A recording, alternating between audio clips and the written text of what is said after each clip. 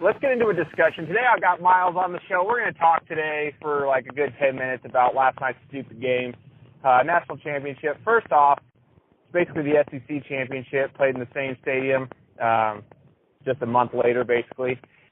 What was your first thoughts on the game, Myles? Well, it was a fun game, and I saw everyone saying, is this the best national championship ever? No. Last year was probably one of my favorites so far, and the USC Texas. But, man, I'm so sick and tired of Alabama. Like, I can't even express it enough. Like, respect Nick Saban, but I hate him. Respect Alabama, but I absolutely despise them. The way you feel about Alabama, which I do too, is the same way I feel about the Patriots and Tom Brady, though. That's kind of how I've come to terms that I respect them, but I hate them. Here's the deal, dude. We were talking about it at the gym this morning. Do you think the committee got it right just because Alabama got in and they won it? No, the committee did not get it right. I think that Ohio State would have ran over those teams. And then I was sitting there, I was watching that football game last night, and it's still a bias, like 100%. And as I watched it last night, I was like, you know what? The 2010, I know this is my homer bias showing, but the 2010 Boise State Broncos would have beat either of those teams. Like, I believe by 10, 7, 13 points. Like, they would have beat either of those teams. And it's because the SEC is so strong and all this bull crap. I understand the SEC is a tough conference. Those are some big boys. Those are fast, hard-hitting. Like, I don't see any team hit as hard as, like, some of those guys. But that doesn't necessarily mean you're the best. Like, the better players Boise State recruits, it seems the worse they get. Like, these guys come in, no chip on their shoulders. And that's, like talent-wise, yeah, they're good. But I'm so sick of the SEC. Yeah, they've won 5 out of the last 9 championships, but shit, I could win 5 out of 9 championships if I was playing in every other championship or every freaking national championship. Like, it's this bias that keeps getting them in over and over and over again. And this year, they didn't play anybody, and the one time they played somebody, they got mopped up, and they weren't even the best team on the football field last night. Georgia momentum when this Tuatala, whatever his name is, came in, and I'm still fired up. I didn't sleep last night. Neither did I. I'm sure I'm so sick of seeing people, say that the committee got it right, that the SEC is so tough. I'm with you. I think the SEC has some really big boys. They've got some good teams. They're extremely top-heavy. Like, I truly believe there's 3 good teams in the SEC this year, and that's Auburn, Georgia, and Alabama. The rest of them, I think, were overrated, and I still think these guys were overrated. And it's not hard to win a championship when you get 2 of the 4 teams out of your conference into the playoff. I think it's ridiculous. And my point is, this is what I was trying to tell you this morning, I honestly believe there's 3 or 4 other teams outside of Ohio State that could have at least competed. You know what I mean? Not necessarily win it, but could have competed with these teams that played last night. Because, dude, Alabama's not that great. This is like the weakest Alabama team I've seen in years because their offense is stagnant. And even with their little freshman guy comes in, that's cute. He's got a left hand. He's slinging it. They still were stagnant. He just opened up the playbook for him. He was able to at least throw the ball where Hurts couldn't. And I'm just frustrated seeing that, like you said, they got into the freaking playoff. And, yeah, we knew when they got in they were going to be pissed. They were going to win it. Me and you said it over and over again. But I still think there were other teams that could have competed. So I don't necessarily think the committee got it right. I don't think so either. And that guy, dude, that one time, his first or maybe second touchdown pass, I don't remember what it was. He threw it to no one. He just threw up a prayer, and his guys bailed him out like that. Like, they were so lucky last night to have won that game. It's unbelievable. They were not the better team on the football field. Like, it's irritating because they're revered as this amazing college football team, and don't get me wrong, they are. But if you go back and look at the championships when they played like good teams, when they played Texas, I believe in 0 or in 10, like they almost lost that. When they're not playing in the national championship, they're getting stomped. Utah freaking stomped them. Yeah, you're right, though. You're right. They almost lost to Texas when Colt McCoy went down in the first series of the game. They lost to Utah. They lost to Oklahoma when they weren't in the championship. They lost to Clemson. I mean, they make it to the championship. They make it, but it's a lot of it has to do with the voting. My point is, like you were bringing up, Boise State had a great team back in 2010, 2011. They had this talent that could have competed with any of those teams last night. The point is, all these people say the committee got it right. My argument is this. Yeah, if that's the case, then just put the teams in there and don't play a season. If you think that they're because they just keep putting them in anyways, the regular season doesn't seem to have any any warrant for some reason for Alabama, in my opinion. I don't think the regular season warrants anything. It irritates me. They want them in. Why not just scratch the regular season, start the playoff early? It just frustrates me. It's irritating. What were you going to say?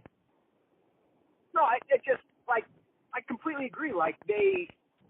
Alabama gets every benefit of the doubt. And if this committee got it right, why was Clemson the number 1 seed, right? The committee's just throwing darts at a board as well. I know they sit in this room, they discuss everything. Baloney. Alabama's made it every single year. Ohio State made it when they shouldn't have and did it when they should have. What was it, 2 years ago? Ohio State should have been in that over Michigan State. And, the committee doesn't know. The committee's full of crap, too. This is just like a glorified BCS with an extra 2 games or 3 games. If they really want to start getting this right, make Alabama go through, and instead of playing this weak SEC schedule that's top-heavy so they have 2 hard games, make them go through and play 4 games. Alabama won't make it to the championship if you put in 8 teams or 16 teams. I know that's an impossible thing to do right now. There would be a lot of movement as far as scheduling and stuff like that. But Alabama would not be making it to the championship if they had to play more tough teams. I'm sorry, LSU is not a great team. Auburn, they're a good team. Georgia's a good team, but everybody else, Vanderbilt, you're kidding me. South Carolina, you're kidding me. I hope I get just. You're kidding me. Mercer, you're kidding me. Yeah, seriously. Oh. And here's the deal, man. Okay, so to your point right now, Nick Saban got frustrated because they only had a week in between the bowl game and the national championship, right? The semifinals of the national championship. He's frustrated they only have a week. He needs the kids to prepare. Okay, that just proves to me, it kind of contradicts what he said years ago when he was saying, they don't play the tough games week after week after week, and he, talked about how strong the SEC is. Well, he got mad because they didn't have more than a week's rest after the semifinals for the kids. You're exactly right. What's going to happen is if they don't have a week's rest, if they have to play multiple games with only a week's rest in between for an 8 or 16 team playoff, I don't see Alabama winning. Now, one last thing though, we have to let's put our bias aside. I'm frustrated with the SEC. I've already discussed this. I hate them. I hate Alabama with a passion. Go ahead. 1 sec. Am I allowed to swear on this podcast? It's actually considered clean. So let's just use whatever the replacement word is for it. Okay, all right. I'll tone it down a little bit. Saban's a little bitch. He complains about everything. If you don't win your conference championship, if you can't play in the playoff, and then all of a sudden the tune changes for Nick Saban. Nick Saban says whatever he needs to get his team in, which I totally agree with. I get that. But don't be freaking so whimsical and blow with the wind. If you're going to say something, stand by it. I'm so sick of Nick Saban getting his way by being a pouty little butthead. Dude, and I'm so glad you said that. Thank you so much, because I was thinking about this while I sat in the hot tub this morning. I had my eyes closed for 10 minutes. I couldn't stop thinking about the game. He does that in the game. It's not even just outside of the game to get his team into the playoffs. It's in the game. His quarterback takes a sack. He throws his little pouty fit. He has to call timeout. He whines and blah, blah, blah, blah. He's like me. And then he gets his way when his quarterback throws him, a pretty good pass at the end of the game. All of a sudden, he's doing the interview. Wasn't that a great game? He's up and down. He's well the win. That's so great. I'm so glad you said that. It makes me so mad. Granted, he is a good coach. It just irritates the heck out of him. He's a ballsy coach. I'm not going to say good coach. He's a ballsy coach. He makes some ballsy decisions, and sometimes more often than not, they pay off for him. He sucks. Okay, one last thing. Did you think, I want your thoughts, I should say, on the last pass of that game. So I haven't watched a replay. Seriously, the second that ball was caught, I turned off the TV and hucked the remote, put a ding in my wall.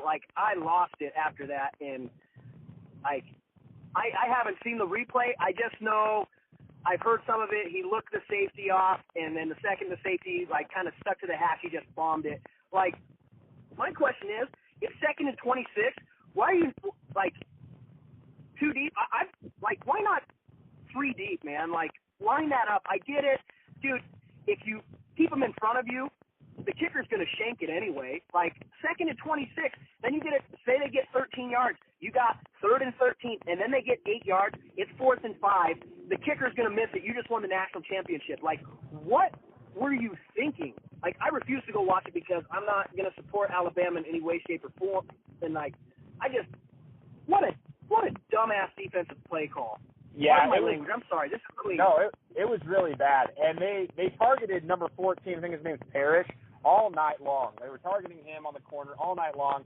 That's why I don't understand. Why are you not giving him help? If you're going to press cover, or at least be up tight on him, I should say, why aren't you giving him help over the top? And, I mean, Tua made a great throw. It was more of a, if you don't want to watch the replay, but for everybody who saw, like, he looks off the safety. He didn't really get him over to the side, but he froze the safety a little bit, just enough, and he just turned and threw it. He didn't even see if his receiver was open. He just turned and let it rip. Like, he was just trusting that he was going to throw the ball to the right spot and it was going to give him a chance. And he threw a dime. And I don't know, it was kind of like what you said earlier, Myles, on that 1 4th down. He rolls out because Georgia had him stuffed at the goal line, and he wasn't throwing it to Ridley in the end zone. He was just throwing it into the end zone, and Ridley happened to be there. And it was kind of like that. It seemed like he was just like, I'm going to throw it up because I got to give our team a shot, and he threw a dime. Pisses me off so bad. I was so angry. Georgia Sorry, BYU messed fans. up on that. What? Big time, dude. And you know what? I said, sorry, BYU fans. Alabama's God's team because that was some heroics last night. That was some magical bull crap, like just a bunch of prayers, and somehow they worked. I wish my life worked like that. Okay. Well, who do you think, front runner, before, just to end it right now, who's going to be the top team in the country next year in the preseason rankings, and who do you have early predictions for national champion next season? Well, because there's a bias, it's going to be Alabama number 1. Georgia loses a lot of talent as far as, like, skill players, but I think they'll be right back up there, and I think they'll be hungry. I honestly think Ohio State, they're going to be good, man. Ohio State's going to be good. I think that they're going to be in the top 4 by the end of the year, and I think they'll go on a run and freaking win a national championship. And I hope it's someone other than the SEC that wins. Right on. I'm with you on that. I think Clemson, they have a potential to return 8 defensive players. Brian's coming back. I think they actually have a shot. I think it's going to be Ohio State, Georgia, Alabama, and Clemson all kind of fighting for the top spots. I don't necessarily think all of them will get into the top 4, but I think they'll be probably in the top 6 to start the season. So I'm excited to see what happens there. But anyways, Myles, I appreciate you. I'll probably see you at work here in about 10 minutes. And for the listeners, hope you guys enjoyed it, our little rant on the SEC. Go Bucks. Yeah, sorry for swearing. Who cares, man? You edited it well. I don't consider that a swear word anyways. Oh, yeah. I don't either, man. It's in the Bible. Yeah, exactly. Right? Is it? All right, yeah. Philippians 3:12. No. Yeah. All right, we'll talk to you guys later.